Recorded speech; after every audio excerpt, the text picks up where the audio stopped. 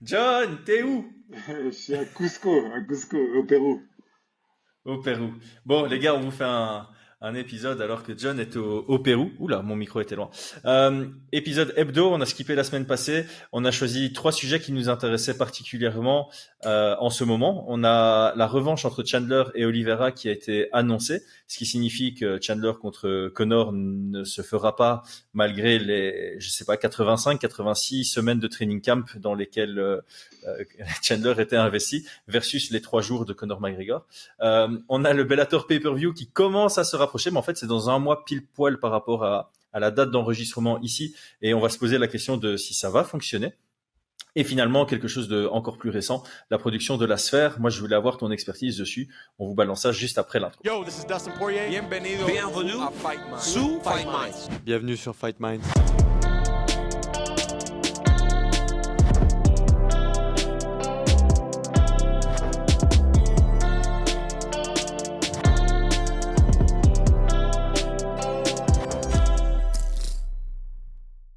Ok, on va faire de manière chronologique comme je l'ai annoncé dans l'intro.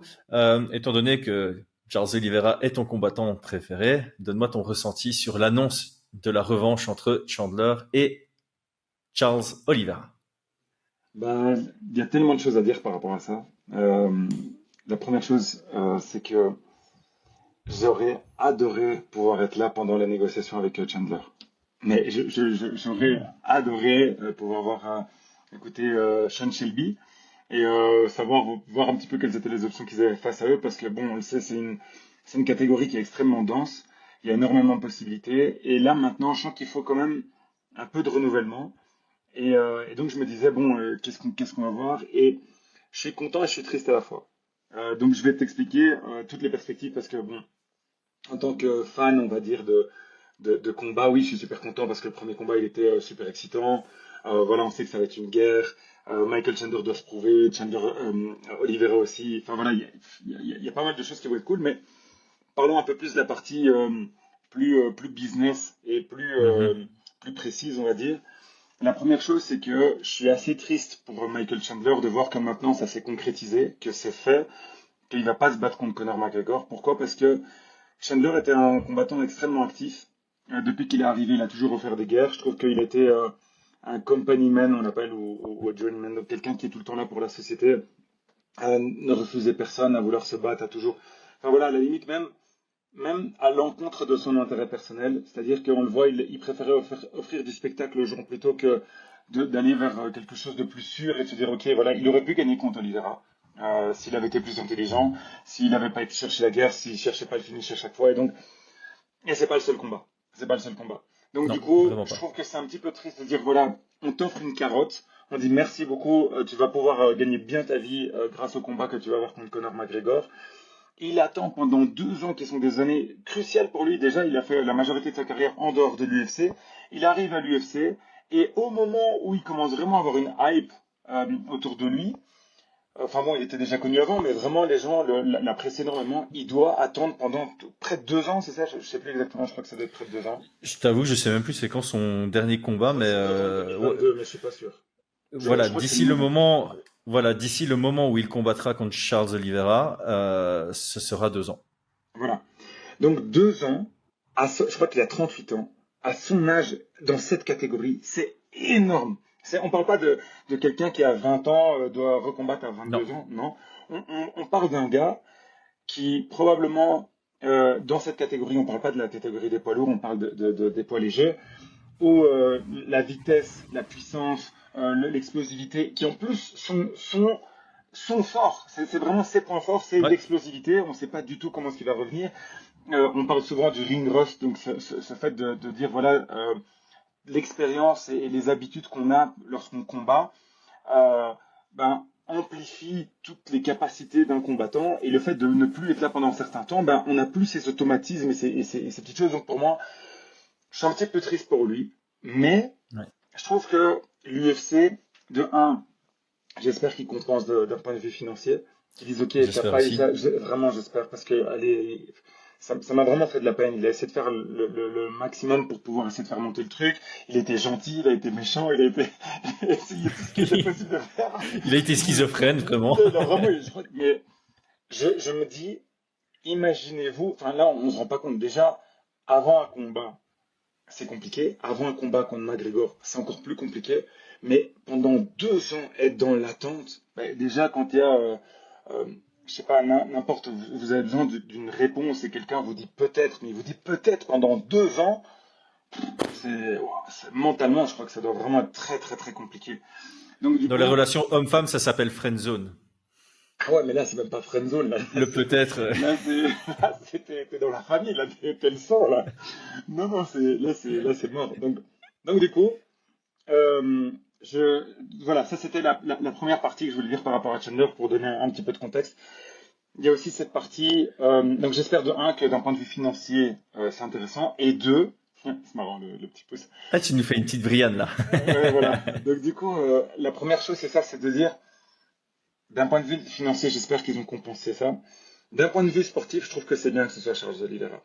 Parce que Charles Oliveira est quand même bien classé. C'est un nom, il peut avoir sa revanche, et il peut y avoir une vraie histoire derrière pour soit aller vers le titre, qui est toujours possible. Et j'ai entendu pas mal de gens critiquer le fait qu'on dise qu'il puisse avoir une chance contre Makhachev.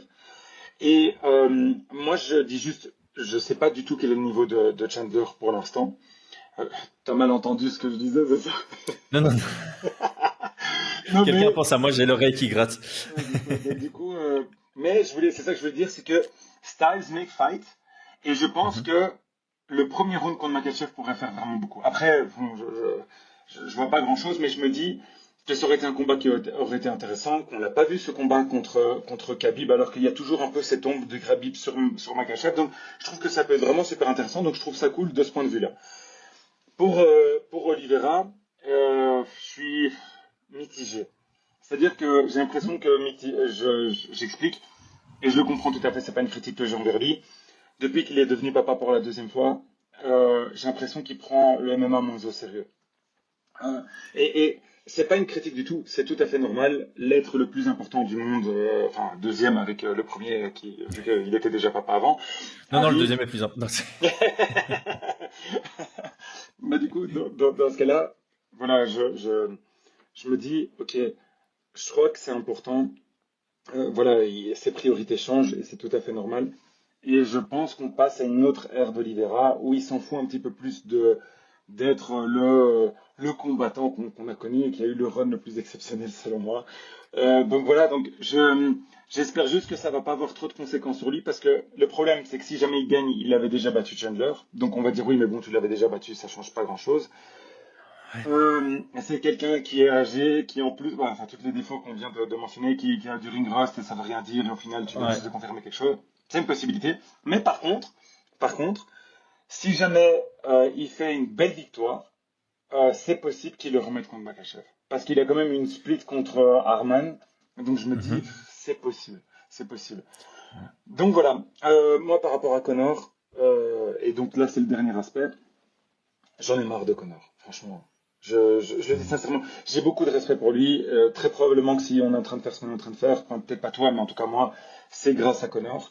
Donc je vais pas enlever tout ça, mais je trouve qu'il y a quand même une sorte de manque de respect. Je sais qu'il y a des... C'est pour ça que je disais que j'ai commencé par ça, c'est que j'aurais aimé être là pendant les décisions. On sait qu'il y a des choses qui sont contractuelles, d'essayer d'élargir son contrat, que Conor soit plus âgé lorsqu'il part, si jamais il part, etc., etc. On le sait qu'il y a tout De ça. négocier une année supplémentaire grâce à Connor sur ESPN avec des plus gros contrats, tout ça sont des éléments de spéculation, sont des hypothèses, mais il faut qu'on les mette là parce que la faute n'est peut-être pas uniquement de Connor, voire pas du C'est tout ça. de Connor, on n'en sait rien.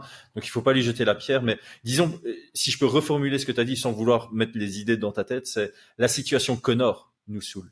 C'est pas Connor Parce qui, qu'en c'est fait, peut-être non. pas Connor qui nous saoule, c'est la situation La Connor. situation de Connor, voilà. Parce qu'en fait, Connor, il y a tellement d'éléments qu'on pourrait faire un podcast rien que sur ça. Ah oui. Par exemple, Connor, le fait qu'il est devenu tellement un gros nom a un impact sur sa propre carrière qui est négatif.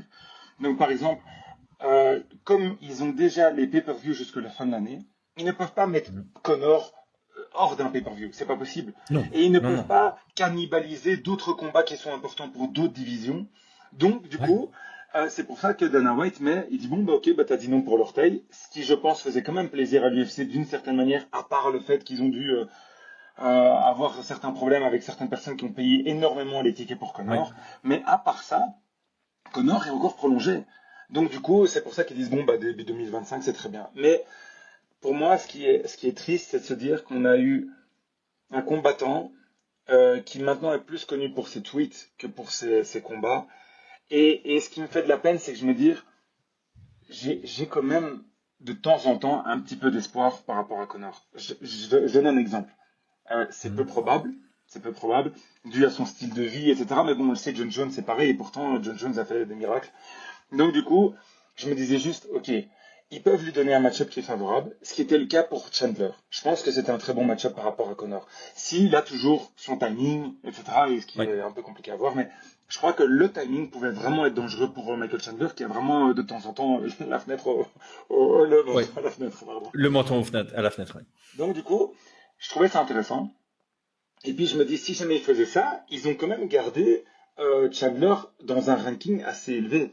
Donc, ça pouvait le projeter au titre. Et il pouvait y avoir une histoire, ou en tout cas un combat qui pouvait être intéressant. Et ce que je trouvais vraiment très intéressant, c'est que si jamais il gagnait par KO, ça aurait été probablement, enfin, le plus probable, avec un premier round probablement exceptionnel, ben, du coup, il y aurait eu une hype pour un combat, probablement pour le titre, et qui aurait offert beaucoup d'opportunités juste pour le sport dans son ensemble. Ouais, c'est pour le sport business, on va dire ça. C'est ça.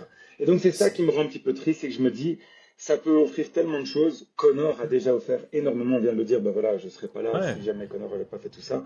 Donc voilà, enfin, pas en tout cas à ce niveau-là, en tout cas. Donc, voilà.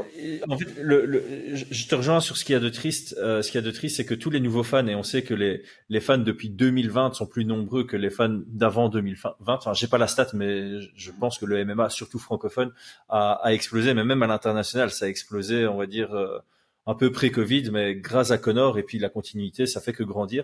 Et tous ceux qui n'ont pas connu Conor dans ses grands jours ont une image très négative de lui. Et comme tu le soulignes très bien, ok, j'ai toujours dit, c'est pas parce que quelqu'un a fait quelque chose de bien qu'automatiquement ça efface ce qu'il fait de mal. Faut savoir faire la distinction des deux. Mais donc justement, là, on est dans une situation très frustrante par rapport à lui, mais il faut pas oublier non plus qu'il a amené le MMA, enfin, il fait partie des raisons pour lesquelles le MMA est aussi connu aujourd'hui. Et au-delà de ce qu'il a apporté en dehors de la cage, ce qu'il faisait dans la cage jusqu'à son combat contre Eddie Alvarez inclus, c'était de l'ordre de l'exceptionnel. Vraiment.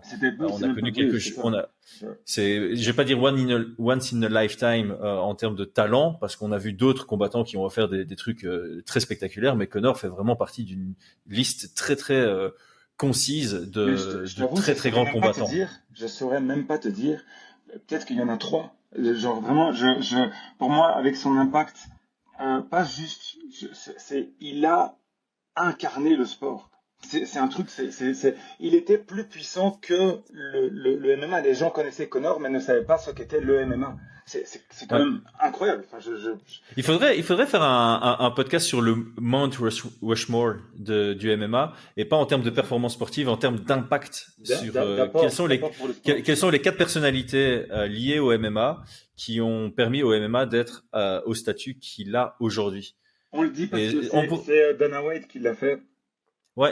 Et qui l'a dit, et bah il y a aucun doute. Bah pour moi c'est ceux qui sont indiscutables, mais là je crois qu'il doit, enfin en tout cas c'est mon avis, c'est Conor, Ronda Rousey. Je crois que voilà, il y aurait tout simplement pas de fans, qu'on aime ou pas, mais il y aurait pas de fans dans le MMA si c'était pas pour elle. Et aussi elle avait elle avait une vraie hype. C'était les gens payaient pour la voir, mais beaucoup plus que d'autres combattants qu'on a même actuellement à l'UFC. En fait, c'est la liste des combattants qui ont traversé les frontières du MMA. C'est-à-dire que tu as ces combattants qui étaient très connus par les fans de MMA. Je vais prendre un exemple que j'adore, Georges Saint-Pierre. Tu vois, Georges Saint-Pierre, c'était les fans de MMA regardaient ses combats, mais je pense qu'en dehors du Canada, il n'a pas poussé les portes avec il n'a pas ramené beaucoup de lambda ou de curieux, contrairement à McGregor et Ronda Rousey. Et il n'y a pas beaucoup de noms en dehors de ces deux-là que tu viens de citer. Brock Lesnar, c'était trop éphémère que pour le mettre dedans, mais il a ramené beaucoup de regards sur sa courte carrière, et des regards du catch en plus qui sont probablement fidélisables plus facilement que d'autres noms auxquels on peut penser. Et voilà, John Jones en tout petit peu, mais je sais pas si ça a ce même impact. Gracie. Pour moi, ceux qui ont vraiment tout changé, c'est quand tu Ah oui, regardes oui. le début, tu vois.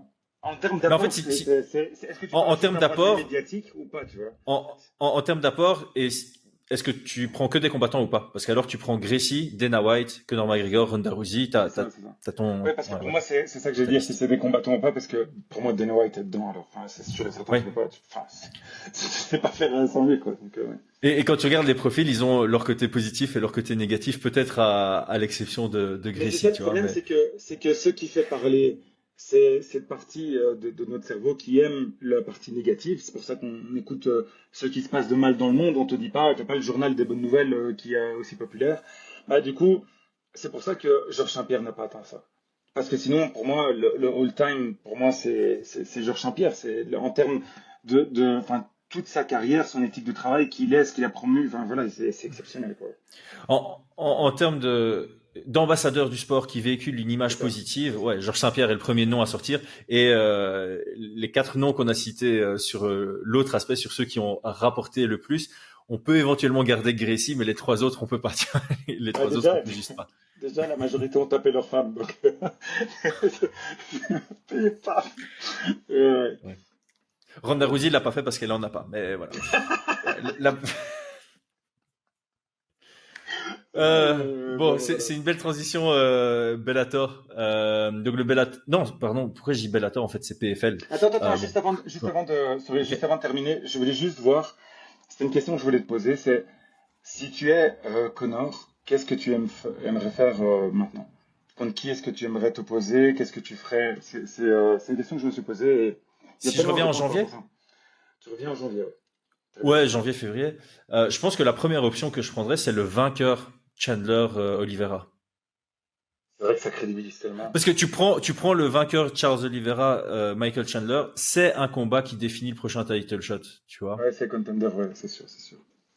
Et donc sur ce que tu as à gagner versus ce que tu as à perdre, je pense que c'est le mieux que tu as à faire en tant Ouais, je suis que d'accord. McGregor. Mais encore une fois, c'est vraiment dans cette déjà, contre Chandler, c'était supposé être en welterweight. Ici, Chandler, il descend finalement en lightweight pour Oliveira. C'est vrai qu'on n'en a pas parlé, mais c'est un détail qui n'en est pas vraiment un. Est-ce que McGregor, s'il revient, c'est en lightweight ou en welterweight finalement? Parce que si c'est en welterweight, ben, t'as peut-être pas cette option. Tu vas pas demander au vainqueur de ce combat de monter en welterweight pour t'affronter, alors que le vainqueur de ce combat sera clairement à nouveau dans les discussions pour Ouais, le je crois titre. que j'ai une autre Donc, option. Je crois que si jamais je suis l'UFC, je crois que je sais que je parle comme si j'étais l'UFC, hein, pas comme si c'était moi. Mais je crois que je ok. le mets pour une BMF contre Chandler. Non, tu fais Si, la si. revanche contre Holloway. BMF, Holloway, Ah ouais, bah ouais. Mais je le mets en tout cas pour une McGregor. BMF, quoi. Je le mets pour une BMF, tu vois. Ben, la Tu vois, BMF est détenue par Holloway et t'as mais, une histoire entre Holloway et McGregor. Donc, ouais, je sais, mais je ouais, sais pourquoi pas pas ça. si, ouais, en fait, c'est ça. C'est que, en fait, je savais pas si, vu que je suis en train de réfléchir à haute voix, je me dis d'office, tu veux le mettre pour une ceinture. BMF, il la mérite. Bon, à part pour son orteil, là maintenant, il y a pas longtemps, mais sinon, Ouais, il la ouais, mérite. mais Et donc je me dis, je sais pas du tout, enfin tu vois, si c'est pour ces catégories de poids, comme tu le dis, je sais pas si Holloway, enfin s'il va pouvoir faire le poids face à Holloway, quoi. Je sais qu'il est en lightweight, mais est-ce qu'il va pouvoir faire lightweight? Donc je me dis, Chandler peut-être pour le remercier de quelque chose, et je me dis Holloway, il est peut-être sur la fin, s'il perd maintenant, c'est possible qu'il se retire, tu vois. ouh, je suis pas certain de ça. Je crois Non? qu'Holloway, il a déjà dit plusieurs fois sur le Joe Rogan Experience, genre, I don't want the game to retire me, I want to retire the game. Donc ça, il a déjà dit qu'il prendra sa retraite à un moment où c'est opportun pour lui. Il a un sacré kilométrage, il a un style où il a pris beaucoup de frappes, mais officieusement, il a pris un knockdown dans sa carrière, officiellement pas. Sur UFC Stats, le knockdown qu'il prend sur Gaethje, il est pas comptabilisé. Holloway dit lui-même que c'est un knockdown. C'est beau, Ok, je trouve ça très beau. c'est cool. Donc oui, il y a un certain kilométrage et tout, mais je pense que tant qu'il a une ceinture, il a la ceinture BMF, il va pas se retirer en cas de défaite sur Topuria. Il a encore cette possibilité d'avoir un combat stratosphérique pour défendre cette BMF. Ça peut être en welterweight contre Ouais. Masvidal qui dit qu'il va revenir, tu vois, le BMF originel contre le BMF actuel qui monte de 2 catégories de poids pour prendre Masvidal. Enfin, tu vois, c'est délirant, mais ça peut être une option. Et évidemment, McGregor, c'est le Red Panty Night si c'est pour la BMF. Et en plus, tu as cette histoire de je peux venger une de mes défaites. Donc je pense que Holloway, il a encore des chouettes options, même en cas de Mais défaite. tu le verrais quoi en Principalement, lightweight? Tu le verrais en ouais, lightweight, comment? je pense que Quel si Holloway McGregor perd contre contre lightweight? Topuria, Ben, en fait, si Holloway perd contre Topuria, je le vois déjà monter en lightweight au minimum. Et si l'opportunité en vaut la peine, je peux le voir accepter honnêtement un combat en welterweight. Pour cette définition du BMF, avoir une victoire dans 3 catégories de poids, ça le Ouais, fait. c'est vrai. Alors oui, il serait, enfin tu vois, Mais ce serait plus McGregor, ça facile fait pour longtemps toi, qu'il a pris du poids et j'imagine tout. que. Mais McGregor reste un ancien featherweight lui-même. Tu vois ce que je veux dire? Ouais, Donc, c'est vrai. McGregor et Holloway se sont rencontrés en featherweight à une époque. Max Holloway qui monte en welterweight, ça fait un peu le même trajet que McGregor. La seule différence entre les deux, c'est que McGregor, ça fait maintenant plusieurs années qu'il se prépare enfin, que son corps limite ne sait même plus descendre à lightweight, mais en termes de taille, d'allonge, etc., il y aura pas une différence drastique. Ok, Ouais, voilà, là on voilà, a fait, là, on avait une vraie option. Là. voilà. On a compris. Euh, PFL pay-per-view. La question qu'on va se poser ici, c'est est-ce que ça va marcher? Donc à l'heure actuelle, la carte représente ceci. On a en main event forcément le retour de Ngannou contre Renan Ferreira. On a en co-main event un combat pour le titre featherweight chez les femmes entre Cyborg et Pacheco. On a un énormissime combat qui devrait définir le prochain challenger au titre lightweight entre Paul Hughes, l'ancien champion du Cage Warriors, et l'ancien champion Bellator featherweight A.J. McKee. Et on a la revanche entre Eblen et le frère de Leon Edwards, Fabian Edwards.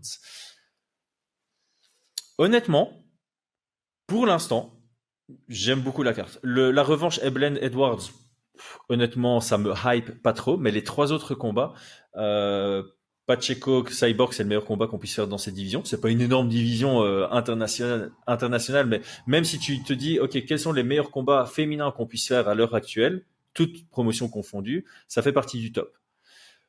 Le retour de Ngannou, ça hype énormément. Le problème, c'est que les gens connaissent pas très bien Ferreira. Ça représente un certain challenge. Mais étant donné qu'il n'a pas une name value, je trouve que ça enfin, ça fait beaucoup. Ça fait beaucoup.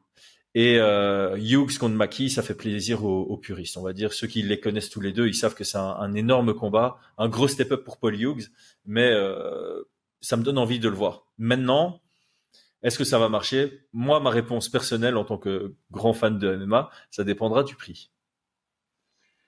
Alors, il y a plein de trucs à dire aussi par rapport à ça. Je sais pas si t'as Vas-y, vu, vas-y, vas-y. je sais pas si t'as vu, j'ai oublié son nom, pardon, je suis désolé. Déjà, ça veut dire déjà grand-chose. Mais que le président de la Fédé disait que ça allait être, que ça coûtait plus cher que la sphère et que c'était incroyable comme combat. Et là, justement, quand j'ai entendu ça, je me suis dit, aïe, aïe, aïe. J'ai l'impression, en fait, que le plus gros souci pour moi qu'ils ont, c'est une incapacité à créer des histoires. Ah ouais. Pour moi, c'est le plus gros souci qu'ils ont. Parce que je vais donner des exemples. C'est pas la qualité des combattants. Bien sûr que la qualité des combattants compte, mais j'ai déjà été intéressé à des combats amateurs pour l'histoire. Juste l'histoire. L'histoire me fascine. Et je me dis, ok, bah attends, bah, je vais me réveiller plus tôt, je vais aller regarder plus tard. Donc, je vais donner quelques exemples. Euh, Parmi les combats les plus attendus, c'est des gens qui étaient même pas dans le, je crois, dans le top 50 mondial. Il y avait Cédric Doumbé contre Baki. L'histoire. C'est juste l'histoire. C'est comment hyper quelque chose. Bon, je dis pas qu'il faut être au niveau de Doumbé pour tout, c'est pas ça que je veux dire. Mais ce que je veux dire par là, c'est que le combat où je me rappelle, j'étais à Paris dans la voiture, malheureusement, et que tout le monde criait dans les bars, etc. C'était le combat de Jordan Zebo. Parce qu'ils Ouais. avaient construit une histoire. Donc, c'est pas que Jordan Zebo, tu te dis, je vais me lever pour aller le voir combattre, mais par contre, Non. c'est l'histoire qui fait que tu te dis, ok, l'histoire peut être sportive. Alors là, souvent, c'est l'UFC qui dit, bon, ben, on va mettre les meilleurs contre les meilleurs. Très bien, je suis content, avec le pouce de nouveau. Donc, ça, c'est une histoire qui est simple à raconter et qui fascine parce que tu dis, j'adore ce sport, donc j'ai envie de voir les meilleurs contre les meilleurs. D'accord, je me connecte, je regarde. Deuxième, ça peut être, il y a une histoire derrière. Et il y a quand même une histoire de dingue qui est possible de raconter. Ngannou, il a quand même la vie la plus exceptionnelle que j'ai jamais entendue. Même pas dans le sport. Toute vie confondue. C'est la vie la plus dingue que j'ai entendue. Donc du coup, tu dis, ok, et il vient d'avoir la plus grosse tragédie que quelqu'un puisse avoir. Ok, je dis pas qu'il faut capitaliser là-dessus. Je dis juste, voilà, ça peut être une histoire, un narratif, entendre ce qu'il a dit dans un podcast, enfin, tout ce que tu veux.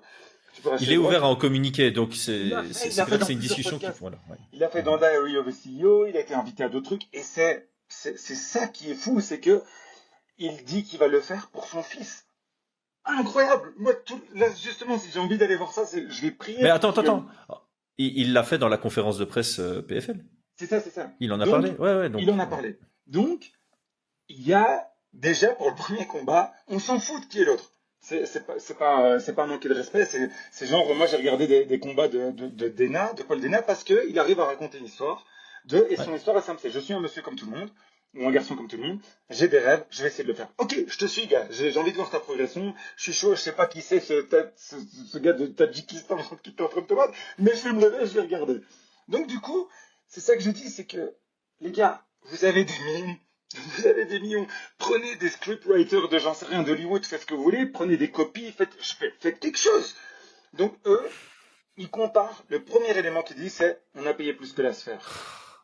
Et gros, allez, fais-moi plaisir. Genre, la sphère, c'était justement une histoire dont on va parler juste après, Ouais. mais qui est exceptionnelle aussi. C'est qu'on va amener le sport là où il a jamais été. D'accord. Voilà. Ouais. Ensuite, t'as d'autres combats avec des super combattants.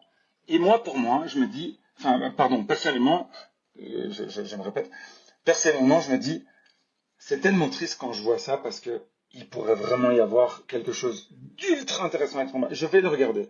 Je vais le regarder pour les noms qu'il y a, pour tout ce que tu veux, mais je suis pas hypé. Je suis pas en train de me dire, vas-y, par exemple, j'en sais rien, Paris maintenant, je suis hypé parce que voilà, en plus on les connaît maintenant, mais pour la petite histoire, je dois prendre un vol Lima, Mexico, Mexico, San Francisco. Donc on a une prod qu'on doit faire, et donc le moment où je suis à Mexico, c'est le moment où il y a l'UFC Paris, et c'est ce moment-là où j'ai tout mis en place pour pouvoir faire en sorte que je dois m'occuper de rien sauf de regarder ce truc. J'ai dit, vous faites ce que vous voulez avec la team, je m'en fous, moi je suis bloqué là-dessus et j'ai plus rien. J'ai ma carte SIM qui est prête, j'ai une internaute de je sais où tout. J'ai dit, à ce moment-là, je suis là, tu vois, je peux pas rater ce truc. Donc, Le mec est organisé. Ah non, mais j'ai calculé les heures de décalage au moment où on arrive, est-ce qu'on a quelle heure à Paris, enfin voilà, tout pour dire, là, je rate pas ce truc. Donc c'est ça que je veux dire, c'est que en termes de niveau, de nouveau, c'est pas les meilleurs combattants de la planète qu'on va avoir à Paris. Mais il y a des chouettes trucs où on construit quelque chose, on construit à travers toutes les histoires, on va voir les gens, on va voir où ils se situent d'un point de vue personnel, revenir d'une défaite après tel truc. Enfin, voilà.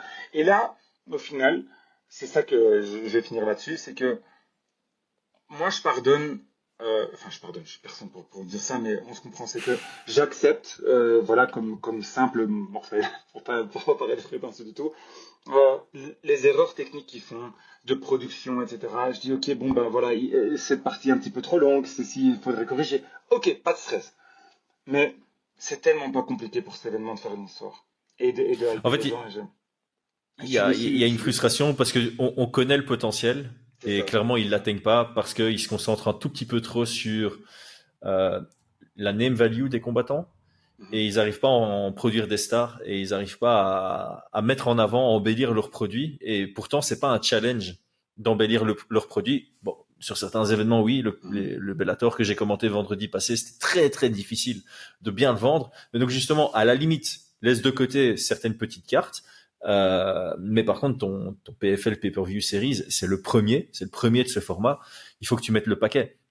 Si tu es en train de nous dire que tu dépenses plus que l'UFC pour la sphère et qu'au final, nous, on se retrouve juste avec un événement comme un autre en termes de promotion, de hype, il y a juste Ngannou dessus pour le public, pour le grand public. Ils connaissent que Ngannou. Cyborg dans le trailer, ils disent la GOAT féminine, c'est pas du tout la GOAT féminine. La GOAT féminine, c'est au moins Nunes dans ce cas-là qui a battu Cyborg dans sa catégorie de poids. Donc il y a du mensonge là-dedans et les gens sont là. Enfin, ça vend pas. Le trailer est pas mal, mais il est pas oufissime. Et la conférence de presse, les gens en ont parlé parce qu'on a mal compris la traduction. La phrase. Enfin, parce que le traducteur a fait un mauvais taf. On a parlé de cet événement pour ça, c'est pas pour l'événement que c'est. Donc ouais, pour l'instant c'est un peu triste. Après on va, voilà, il reste un mois. Réel, Il reste un mois. T'imagines si c'est réel. Pour donner des chiffres comme concrets, hein. La sphère, ça a coûté 20 millions. 20 millions. Sans compter ce qu'ils ont dû payer aux La fight combattants. card. Voilà, c'est ça. Mais juste, la prod a coûté 20 millions. Donc, La c'est ce prod que je- ou la location? La tout, prod, tout, enfin, les la deux. prod, les deux ensemble. Location avec les- prod c'est visuelle. ça. Ouais. Ok. Visuel, enfin, ça on en parlera en fin de podcast. Enfin, c'est le sujet suivant, mais c'est ce que annonce Dana White. On ne sait pas exactement les chiffres concrets, mais je vois pas pourquoi est-ce qu'ils mentiraient là-dessus, surtout que c'est pas à son avantage, autre que de faire plaisir aux fans, que de dire qu'en fait c'est compliqué d'être rentable lorsqu'on fait un truc comme ça. Donc je vois pas pourquoi est-ce qu'ils mentiraient là-dessus. Mais bon, ce que je veux dire par là, c'est si tu as 20 millions, on le sait, il paye Ngannou à sa juste valeur, après tout ce qu'il a fait, etc. Ngannou est finalement bien payé, je suis très content pour lui. On sait que Ferrara va probablement toucher, je crois que c'est 1 ou 2 millions au minimum. 2 millions. Voilà. 2 millions 2 minimum. millions, parce qu'il affronte Ngannou et que c'était une des clauses qu'il voulait mettre dans ce truc. Génial, ok. Maintenant, tu te dis, ok, vous êtes capable de mettre la main à la poche et de le faire pour les combattants, c'est génial. Maintenant, ça coûte pas extrêmement cher de faire une promotion digne de ce nom. Je te demande pas de faire un truc comme les Saoudiens ont fait, qui est exceptionnel avec la boxe. Enfin, on se rappelle peut-être que vous avez vu passer, mais avec la prod, ils ont fait des trucs qui étaient faits par Hollywood. C'est un film. C'est un trailer de film. Ouais. C'est incroyable. Mais il y a moyen de se dire, je suis en position d'outsider. Je suis loin derrière l'UFC. Il faut que j'apporte quelque chose de différent et je ne peux pas concurrencer sur les name value. Je ne peux pas dire j'ai les meilleurs combattants du monde, etc. Parce que même si Ngannou, peut-être à la différence d'Ngannou parce qu'il est sorti de l'UFC en tant que champion. Donc là, je suis d'accord. Et il a perdu en boxe, il n'a pas perdu en MMA. Donc, ok, pour Ngannou, d'accord. Mais c'est la seule fois où vous pouvez le faire. Et je trouve qu'il y a des choses qui sont beaucoup plus intelligentes. C'est de créer des émotions. Et de dire, voilà, nous maintenant, on peut peut-être créer un mini-format, des mini-séries, des trucs qui vont sortir. Peut-être faire une grosse prod qui chauffe le truc et on paye cher et méchant pour qu'elles apparaissent dans tous les feeds de tous les fans de MMA du monde pour chauffer un peu le truc. Mais là, je me dis, allez, je suis quand même, l'algorithme, il a quand même bien détecté que je kiffe le MMA et j'ai rien vu de substantiel où je me dis, voilà, enfin, tu vas dans For You ou dans détecter sur Instagram et pour moi, c'est quasi que du MMA. Donc, Ouais. donc voilà,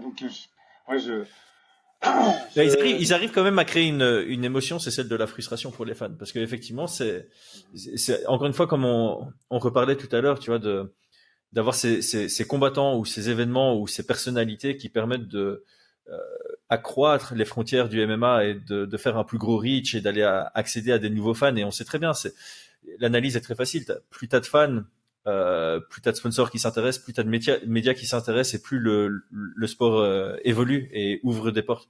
Donc ce genre d'événement, c'est une opportunité. Et là, pour l'instant, encore une fois, on va laisser le bénéfice du doute. Hein. Ça se trouve, ils vont nous retourner le cerveau. Demain, il y a un gros trailer qui sort et puis on va voir une nouvelle série ou un style countdown comme font l'UFC ou des Embedded, j'en sais rien. Ils vont peut-être faire ça. Mais jusqu'à présent, je suis assez déçu parce qu'effectivement, on est pile poil à un mois de cet événement qui est supposé être leur événement de l'année, genre l'événement numéro 1 de l'année, PFL Bellator confondu, puisque maintenant c'est la même entité. Et on en parle très peu, trop peu. En fait, pour comprendre et juste pour terminer ce sujet-là, la frustration que j'ai par rapport à ça, c'est que, on le dit souvent, chez Fight Minds, ce qu'on essaye de faire, c'est d'être bienveillant, d'essayer de penser vraiment dans l'intérêt du sport, des combattants, de tout le monde. Et on le sait, c'est un sport qui est encore jeune. En France, ça fait très peu de temps qu'il a été légalisé. Et ce que je trouve, nous, on aimerait quand même participer à ce processus ou à cette accélération dans l'intérêt du MMA parce qu'on pense que ça peut profiter à tout le monde. Les combattants pourraient être plus payés, il y aurait plus de visibilité, de plus grands événements, des meilleurs sportifs, etc., etc. Et donc, du coup, moi, quand je regarde, je me dis, je sais que l'UFC, s'ils sentent une vraie menace, ils vont devoir faire certaines choses et montrer qu'ils sont différents des autres. Donc là, maintenant, c'est le cas avec la sphère. Ils voient qu'il y a d'autres acteurs qui sont des acteurs, on va pas dire majeurs, mais quand même super importants du MMA qui sont en train de faire des choses qui commencent à être intéressantes. Donc ils se disent, ok, il faut qu'on innove, il faut qu'on marque le coup et qu'on dise qu'on est différent. Ok. Ils peuvent Il y a plus se eu reposer sur leur laurier, donc ça, ouais, voilà. Mais il y a eu, euh, et, euh, il y a la partie sportive que bah, toutes les fédérations doivent juger eux-mêmes qui sont les meilleurs sportifs et prendre ce qu'ils peuvent. Mais il y a aussi une partie, et je sais qu'il y a plein de gens qui le détestent, et c'est pour ça qu'on a ce genre de podcast, c'est l'extra sportif. C'est toute la partie business, marketing, etc. qu'il y a derrière, qui est au moins aussi importante. Et je vais dire pourquoi au moins si importante, c'est que je vais donner un autre exemple d'un autre sport, c'est la Formule 1. Vous pouviez avoir les meilleurs pilotes du monde, la Formule 1 était en déclin. Netflix fait une série sur la Formule 1. La Formule 1 explose dans des pays où c'était même pas connu. Aux États-Unis, on n'en parlait pas du tout. C'était le NASCAR, c'était d'autres choses. Mais là, maintenant, des villes entières se battent pour avoir Las Vegas, Miami, etc., pour pouvoir avoir la Formule 1 chez eux. Et imaginez, c'est ce que je pense qui peut être game changer pour le MMA, c'est si jamais ça se passe, et secrètement, je ne sais pas toutes les implications, mais secrètement j'espère que ça va se passer, c'est qu'il n'y ait plus de pay-per-view et que Netflix rachète Oh. les droits pour l'UFC. Si jamais ils font ça, c'est game over, c'est fini. C'est là, on ne parlera que de ça. Et on voit des changements déjà en France, de plus en plus de gens que ça s'entend pas. D'ailleurs, une des filles avec qui on travaille maintenant, de la production, c'est une surfeuse. Dedans, elle a mis dans sa bio, elle aime le MMA. J'étais choqué, j'avais jamais vu ça, j'étais trop content. Donc, il y a même des gens, un client avec qui j'étais, il était à la sphère. Je vois ça dans ses stories, je me dis, mais c'est pas possible, je savais pas que t'aimais le MMA.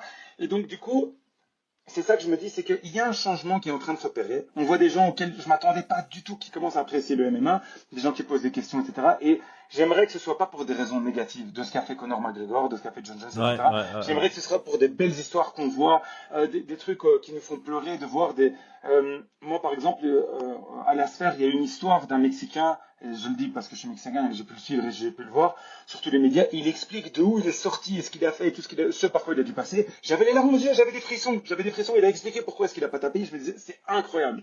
Et donc, du coup, j'aimerais que notre sport soit connu pour ces raisons-là, pour des belles histoires. Et je me dis, la meilleure manière de pouvoir créer quoi que ce soit, même des sociétés dans le monde, les billets, on en a parlé 1 million de fois, c'est à travers des histoires. S'il vous plaît, PFL, Bellator, qui que ce soit qui est en train de regarder ça, faites un effort là-dessus, s'il vous plaît.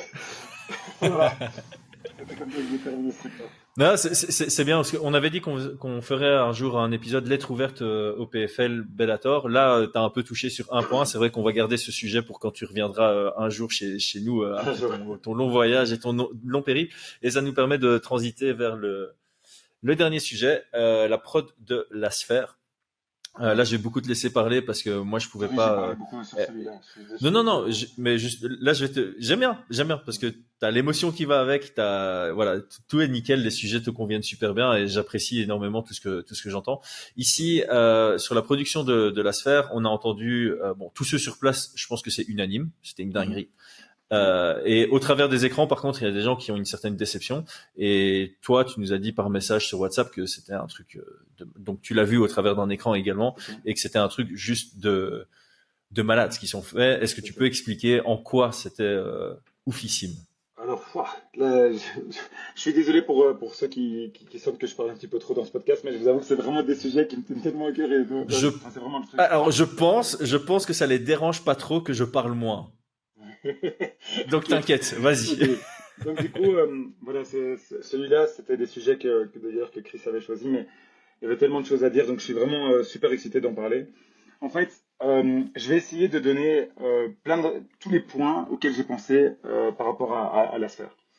Le premier, je suis très content parce que oublions que c'est l'UFC, oublions tous les éléments qu'on peut penser liés à combat entre UFC, PFL, qui a fait quoi, la boxe. Non, juste analysons juste l'événement tel qu'il est et de se dire c'est quand même incroyable que je pense, en tout cas c'est subjectif, mais je ne suis pas le seul à le penser, qu'il y a eu une marche, un step qui a été fait qui n'a jamais été fait dans un autre sport, en tout cas pas récemment. Donc il y a la phrase de Dana White qu'il a dit récemment et je suis tout à fait d'accord avec lui.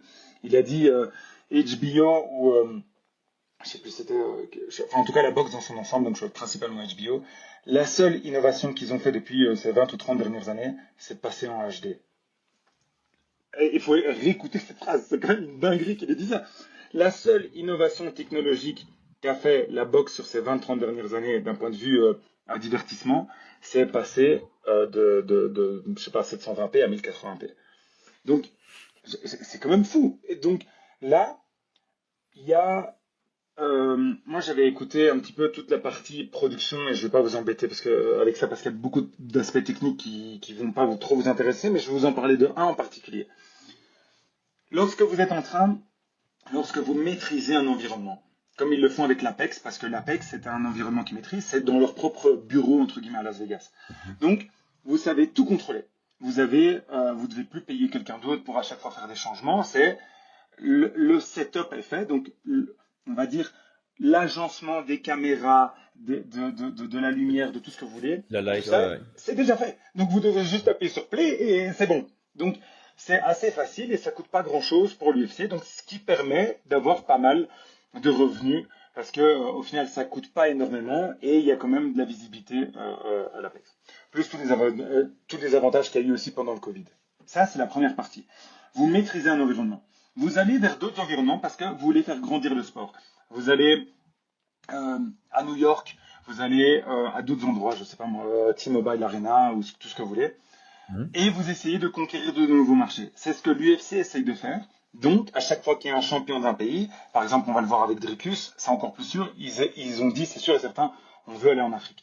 Il y a Ilia Topuria, si jamais il gagne, c'est sûr et certain, il veut aller en Espagne. Il voulait y aller cette année, mais c'était pas possible juste parce que le stade n'était pas disponible. C'était pas parce qu'ils n'ont pas voulu y aller, c'est juste question de disponibilité. Ils ont dit, on a essayé de le faire, on était en négociation, mais c'était pas possible. Donc, ils essayent de conquérir des nouveaux marchés et ils se disent, ok, nous, on va sortir de notre zone de confort, on va aller dans des pays qu'on ne connaît pas, on va devoir faire une production et envoyer toutes des équipes, etc., pour essayer de développer quelque chose de manière plus grande. Parce que si on reste sur nos acquis, le sport n'évolue pas. Donc, je trouve ça incroyable et je me dis, ok, génial, ils se développent d'un point de vue géographique, mais maintenant, pas seulement d'un point de vue géographique, ils essayent de sortir d'une zone de confort et de faire quelque chose d'extrêmement compliqué, c'est de le faire d'un point de vue technologique. Qu'est-ce que tu veux faire qui n'a pas déjà été fait? Essaye de trouver quelque chose. Et là, maintenant, il y a la sphère, donc c'est une prouesse technologique, on l'aime ou qu'on l'aime pas, c'est un globe énorme qui est mis à Las Vegas, la taille est gigantesque, je sais même plus combien il y a de pixels sur tous les écrans qu'il y a là-dessus, mais ça a coûté plus d'1 milliard de dollars. 1 milliard. C'est extrêmement compliqué pour que ce soit rentable. Et donc l'UFC dit, on va faire quelque chose que aucun autre sport n'ait jamais fait. On va faire quelque chose d'immersif à travers la sphère à Las Vegas. Et en fait, c'est ça qui est extrêmement compliqué, c'est qu'il y a énormément de choses sur lesquelles on a le contrôle, mais qu'on n'a plus le contrôle à la sphère. Donc par exemple, il ne peut pas y avoir d'ombre sur les combattants lorsqu'ils se battent. On ne peut pas. Parce que si jamais il y a une ombre, on ne sait pas si ça a vraiment touché, est-ce que c'est dessus ou pas, on ne voit pas certains éléments, les juges ne peuvent pas le voir, etc. etc. Et nous, on est tellement habitués à prendre ça comme acquis, on se dit, génial, comme au foot, autour du stade, il y a toutes les lumières qui vont... Oui et non, parce qu'en fait, la réalité, bon, évidemment, si tu regardes que l'UFC, tu vois pas ce genre de détails, mais regarde une fois des événements avec une production bien moins quali, tu vas directement le voir. Mais justement, c'est bien. Je parle du top niveau, hein, pardon. Oui, bien sûr, bien sûr.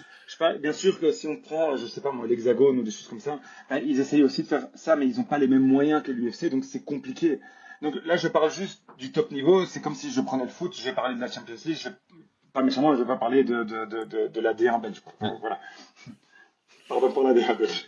Donc du coup, c'est ça que je voulais dire, c'est que rien que pour ne pas avoir d'ombre, il y a des distances à respecter qu'on ne peut plus avoir parce qu'avant il y a un cadre, mais là au-dessus de la sphère, tout est beaucoup plus haut, beaucoup plus grand. Et donc pour pouvoir ne pas avoir d'ombre, ils ont expliqué que ça a pris 6 mois à trouver une solution. 6 mois. 6 mois pour essayer de faire 1 million de tests pour pouvoir voir comment est-ce que, même le son, la manière dont le son se propage, essayer de pouvoir ressentir tout ça, c'est extrêmement technique et compliqué. Donc, les images qui ont été projetées, moi ce que j'ai trouvé incroyable, c'est qu'ils l'ont fait réellement de manière immersive. Donc pour ceux qui l'ont pas vu, ou ceux qui ont vu des extraits, quand vous voyez votre téléphone et que vous passez de 3D à 2D, vous avez une perte énorme. D'ailleurs, il y a eu plein de vidéos qui vous montrent comment est réellement le monde. Si jamais vous passez de 3D à 2D, ben, vous avez un plan. Vous voyez que l'Afrique est beaucoup plus petite que ce qu'elle est proportionnellement par rapport à l'Europe. Ça a été voulu à l'époque, on ne va pas rentrer là-dedans, mais il y a des déformations qui se font, et donc vous ne pouvez pas apprécier tel que c'est. Donc, c'est la même chose que lorsque vous faites une photo d'un paysage magnifique, vous faites ce paysage sur votre téléphone, ça donne rien du tout. Sur place, avec enfin, quand on est conscient de tout ça et qu'on se dit sur mon téléphone, déjà c'est super beau, mais j'ose même pas imaginer ce que ça devait être sur place. Vous aviez la sphère qui projetait certaines images, mais qui en plus, lorsqu'il y avait par exemple les Dia de Muertos, qui est la fête traditionnelle mexicaine, il y avait des pétales qui retombaient. Les gens voyaient les pétales tomber de l'écran et en plus ils les sentaient parce qu'elles tombaient vraiment. Donc c'était vraiment ultra immersif. Ils ont connecté l'octogone avec des sensations. Donc si par exemple il y avait un knockdown, il y avait une vibration, cette vibration était perçue par certaines personnes dans le public. Je ne sais pas si c'était partout, je pense que c'était partout, mais elles étaient perçues. Ça veut dire que vous pouviez ressentir ce que vous voyez. Donc déjà, moi, Le choc, quand je vois, bon, j'espère qu'ils ne vont pas faire la même chose avec Aldana parce que la en fait, je ne vais pas la sentir. C'est comme si je t'envoie un SMS pile au moment où il y a un knockdown, toi tu regardes sur ton téléphone. Et ça vibre, c'est ça. Voilà, c'est ça. Sauf que c'est tout ton corps, et c'est pas juste tes mains. Mais, et donc, le son, la manière dont avait été projeté le son, c'était immersif. C'est comme si, et encore une fois, c'est des détails que je peux expliquer à travers un téléphone, mais tant qu'on ne le ressent pas, c'est très compliqué de le ressentir. Mais je vais donner des métaphores. C'est comme si, plutôt que d'avoir quelqu'un qui parle et alors on a le téléphone, on a le casque, et ce casque, on ressent la personne comme si elle nous parlait dans l'oreille. C'est comme le audio 8D. T'as déjà écouté ces trucs? Oui, c'est ça. Il y en a, il y a le CSD, il y a un petit peu de tout. On peut ressentir comme si le son venait un petit peu partout. Mais là, c'est plus d'avoir une cohérence pour ressentir comme si on faisait partie du combat. Donc c'est sûr et certain que quelqu'un qui le regarde sur son téléphone ou sur son ordinateur, il va jamais expérimenter ça. Même s'il met des speakers, c'est très bien, mais c'est pas la même chose. Donc du coup, en voyant tout ça, moi ce que c'est ça, pardon, ce que j'ai dit, je pouvais en parler des heures. Ce que je trouve incroyable, c'est que ils prennent des risques. Ils se sont dit, voilà, on va créer quelque chose où on va peut-être être en perte. Et c'est faux ce que disent les gens, que les billets, tout n'était pas parti, etc. pour certaines raisons. Non, en fait, d'ailleurs, la sœur en avait parlé aussi. Je trouvais ça super intéressant qu'ils en aient parlé. C'était cette partie ils expliquent en fait, ils ont un nouvel algorithme pour la vente des tickets.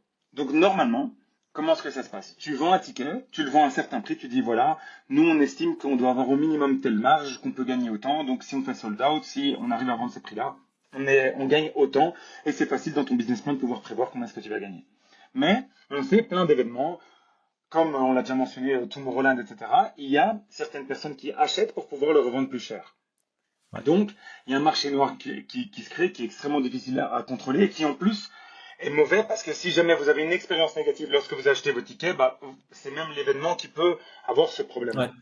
Donc du coup, eux, ils se sont dit, écoute, il y a des gens qui se font cette marge là-dessus, c'est qu'il y a des gens qui sont capables de payer ces billets-là, donc on va faire un système de prix qui change. On l'a vu avec, j'ai oublié quel artiste récemment a été critiqué pour ça. Il y a des artistes qui sont revenus, pardon, je suis désolé, mettez-le en commentaire si vous vous rappelez, mais un groupe connu, que je crois qu'ils faisaient du rock, qui est revenu récemment et qui ont dit qu'ils allaient de nouveau faire des concerts et la billetterie a explosé. Mais en fait, la billetterie... C'est Oasis. Oasis, voilà. En fait, Oasis, donc je crois qu'ils étaient en lien, je crois que c'est avec Ticketmaster qui a mis ça en place. Et en fait, les tickets, lorsqu'ils sortent, ils sortent des tickets qui sont extrêmement chers. Comme ça, ce sont les personnes qui ont l'argent, qui peuvent se le permettre, qui payent d'abord.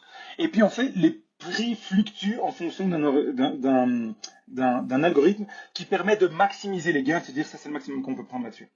Ce qui fait qu'à la fin, souvent, il y a des places qui sont non vendues et qui diminuent le prix. Et alors, les gens disent, voilà, ils n'ont pas réussi à vendre à tel prix, donc maintenant ils diminuent. Non, c'est juste, ils savent que maintenant on a atteint le palier de maximum à ce prix-là, on passe à ce prix-là. Sauf que si vous voulez être sûr d'avoir vos tickets, les places, tu payes plus cher. Alors c'est possible que tu les payes plus cher, donc c'est un système qui est un petit peu différent. Et à partir de maintenant, l'UFC va faire cette stratégie-là. Donc, les gens pensent que c'est pas un succès, mais au final, c'est la billetterie qui a vendu le plus de tous les temps, de tous les sports de combat confondus, je pense. Je pense que même la boxe inclus, il faut vérifier. Mais en tout cas, Non, du MMA, non. c'est sûr et certain. En MMA, termes c'est de sûr et certain. gates ou de revenus par vente de tickets, c'est Peut-être genre numéro McGregor, 4, un Mayweather, truc comme non? ça. Je sais plus, mais il me semble que la sphère était le numéro 4. J'ai vu un visuel Ok. passer. En tout Mais cas, pour le MMA, apprendre avec des pincettes. Apprendre En tout avec cas, des pour le pincettes. MMA, pour Ça, c'est l'UFC, numéro c'est un. numéro Ouais. un, c'est sûr et certain. Je crois que faut vérifier pour les autres, mais je pense que, en tout cas, c'est sûr et certain pour le MMA, c'est numéro un. Donc, ce qui fait que, pour donner une différence, là, ils ont fait une billetterie. Donc, je reprends. Donc, pour le MMA, c'est numéro un. Maintenant, c'est ça qui est fou, c'est que si on réfléchit, il y avait un pay-per-view. Le pay-per-view était moins cher parce que c'était pas un événement numéroté, mais il y avait un pay-per-view.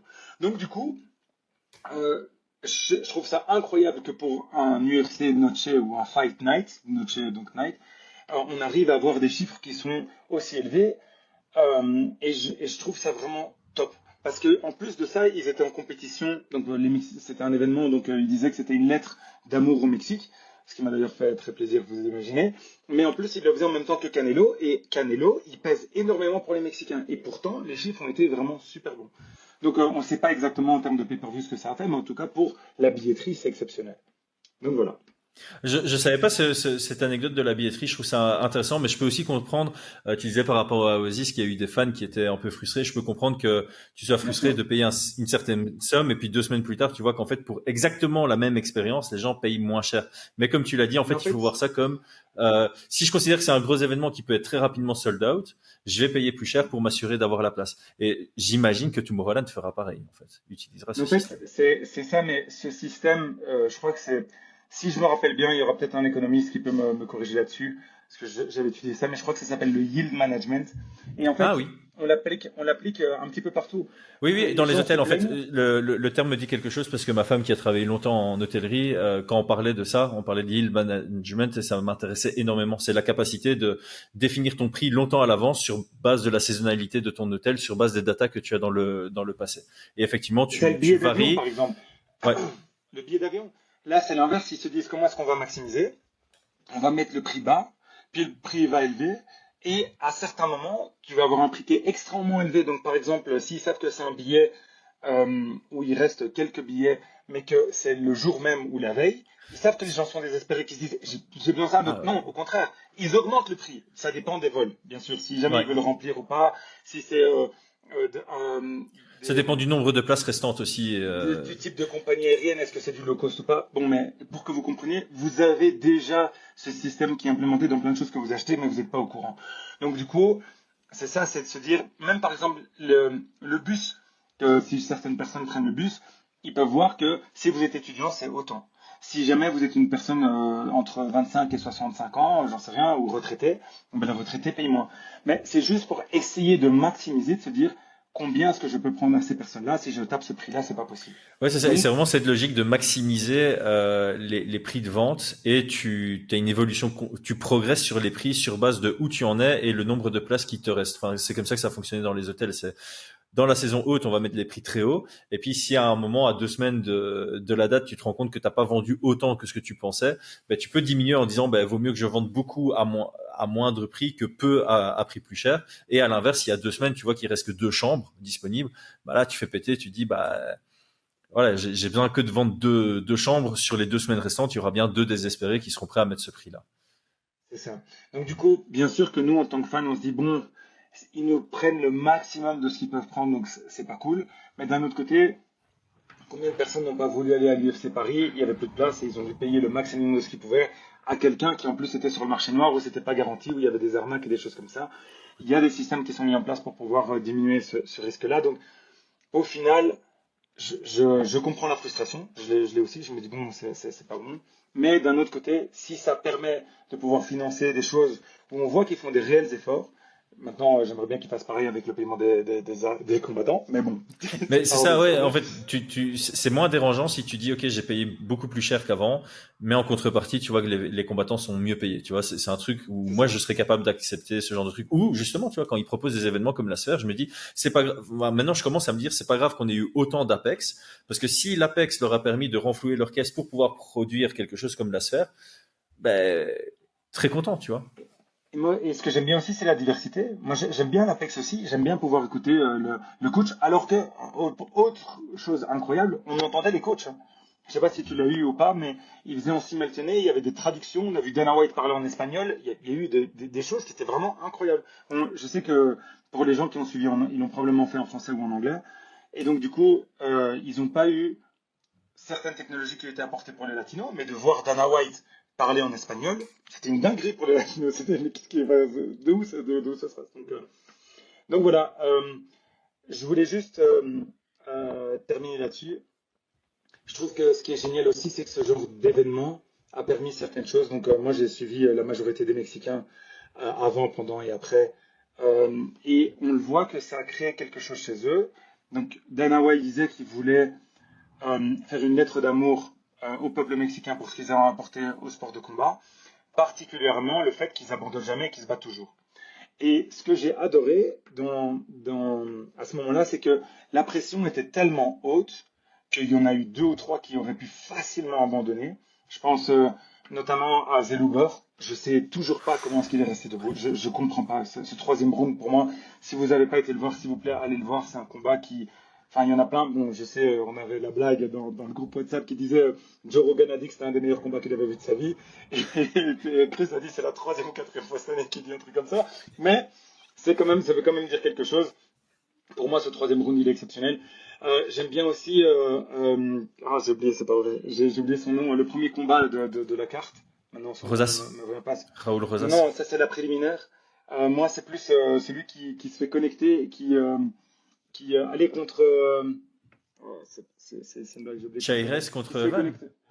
Non, c'est ça, Non, le non, ah combat non, non, qui est Osbourne, incroyable. Osbourne contre Ronaldo. Ronaldo, voilà. Purée, genre, c'est honte à moi, honte à moi. Ronaldo, les interviews qu'il a données avant, pendant et après combat, il a dit, moi, et c'est la première fois que je le crois vraiment, parce que bon, souvent c'est des effets d'annonce, il aurait dit, on pouvait me tuer, j'aurais pas abandonné. Mais j'en aurais pu me tuer. Et tout le monde, c'est une phrase célèbre qu'on a dit 1 million de fois, etc. Mais lui, pendant ce combat-là, il a prouvé, il a vraiment prouvé. Je comprends toujours pas comment il a survécu à ce premier round, revient et il gagne le combat. Enfin, pardon. Il revient de la mort. Désolé Il pour- revient de la mort, ouais.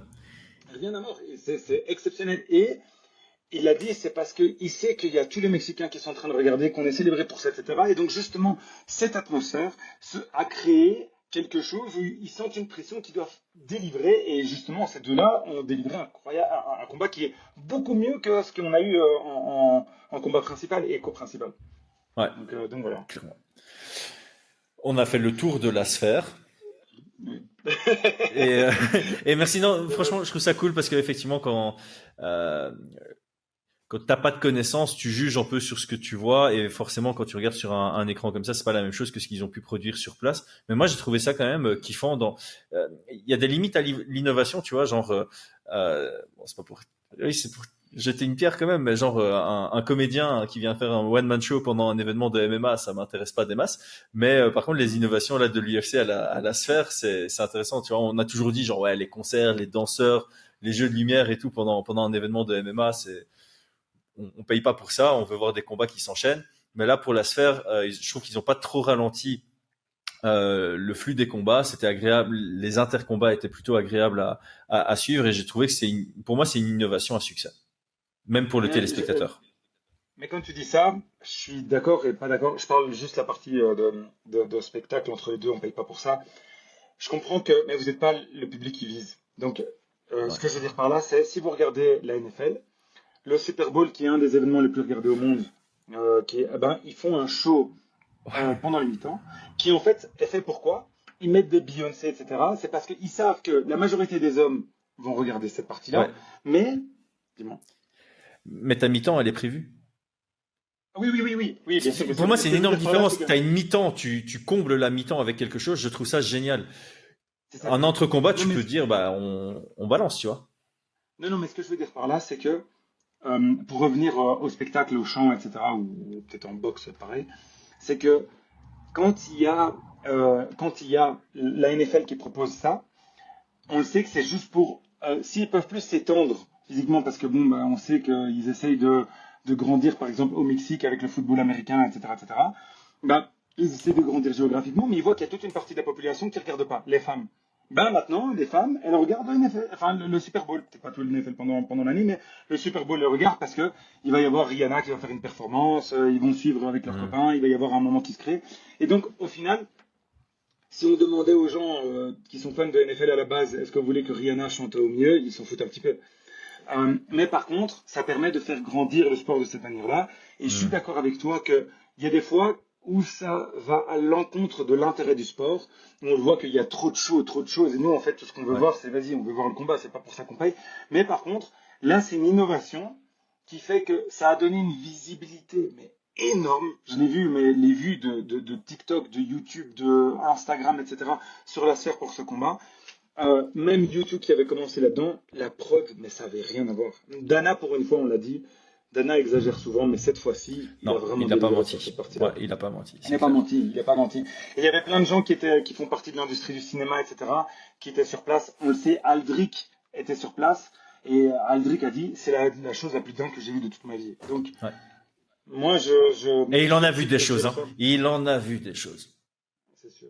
J'en sais rien.